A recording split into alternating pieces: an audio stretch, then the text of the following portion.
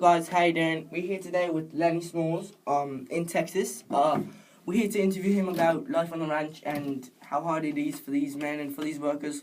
Lennie, is it okay if we ask you a couple questions? Sure. Okay.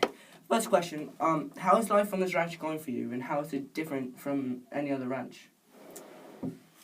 Well, my life in this ranch ain't going so good. I've been in very bad situations this last few days, Mm-hmm. People aren't treating me that well. I got Curly all over me all the time, and I got George treating me like a little boy. I just want to tend them rabbits, and live on the dream farm. George always talks about it. But sometimes he can get really mad at me. I don't mean no harm. Yeah. Well, adding on to that, what is it like being treated this way by George? What is it like being treated so bad? Almost as if you were a 5-year-old. I don't know, man. I'm doing my best on this ranch. I feel like he thinks I'm useless. Yeah. Maybe he has a temper. But also he could just be taking care of me, Yeah. Treating me harshly so I don't get into trouble and stuff. In the end, I love that man. I love him like my brother. Yeah. And what do you think about Candy's dog's situation and how it ended up dying? Man,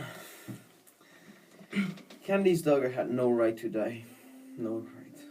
Such a warm, fluffy, and furry dog, Yeah. Why did it have to go? I don't know. God, such a selfish bastard. Killing a dog just because of its smell. What right do you have to kill a living thing? Man, I would love to pet that dog again. And what about Curly's wife? Brother, I ain't supposed to talk about that no more. In fact, people want to kill me for what I did. I didn't mean it, Yeah.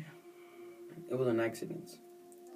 Her hair was so fluffy, and she was moving and teasing around.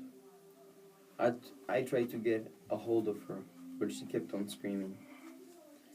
She was a beautiful woman. She screamed to her death. Yeah. God, George is gonna be so mad at me now. He's gonna kill me, Yeah. Our dreams are ruined. We will never live like brothers and kings on the ranch with alfalfa, pigs, and rabbits. Poor rabbits. Well, on that note, thank you for being here with us, Lennie. We appreciate it. Thank you guys for watching, and see ya. Hello, good afternoon. Today we are here with our special guest, Mr. Crooks. Mr. Crooks, would it be okay that I make you some questions? Yeah, go ahead. Ask me. Well, Mr. Crooks, how do you act when people mistreat you in the ranch? On this ranch, I don't know. It's really hard. It's really hard life to live when people mistreat you like that. It's like almost as if you're living in the shadows of other people.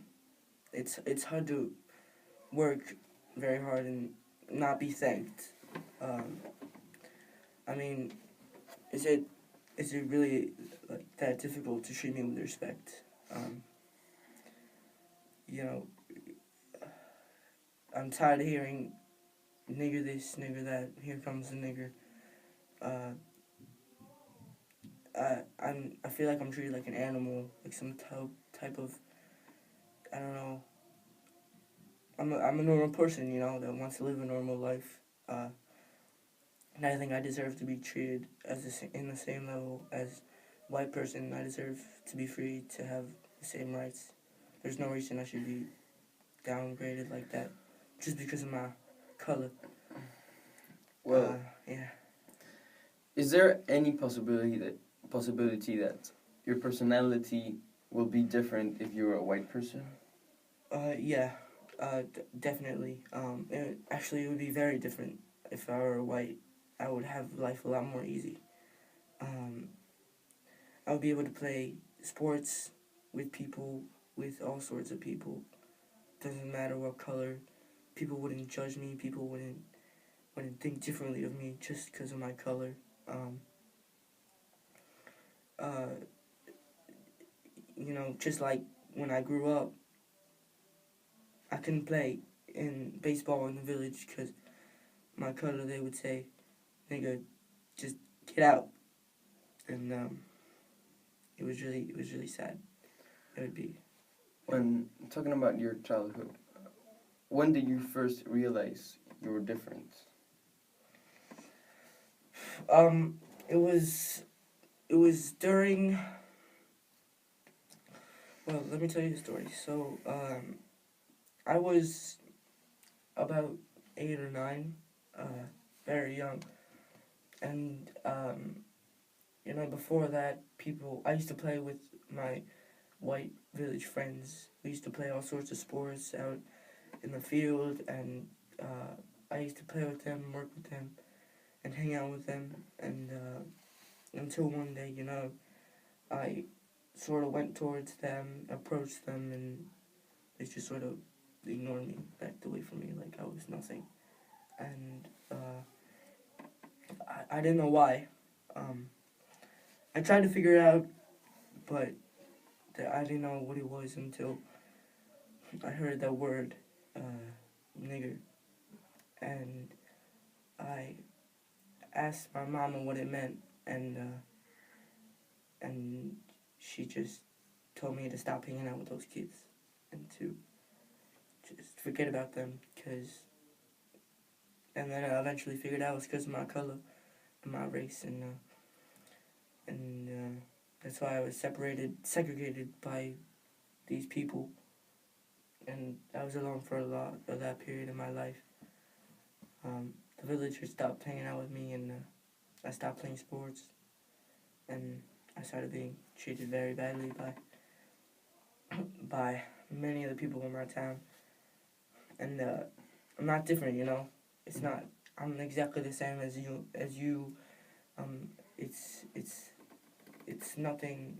There's nothing that differentiates between you and me, Mm-hmm. Doesn't matter my color. It doesn't matter anything. I should have equal rights and freedom. Mm-hmm. And yeah, that's it really. Okay. Well, thank you, Mr. Crooks. Thank you for that interview. Thank you for watching, and goodbye. Have a nice afternoon.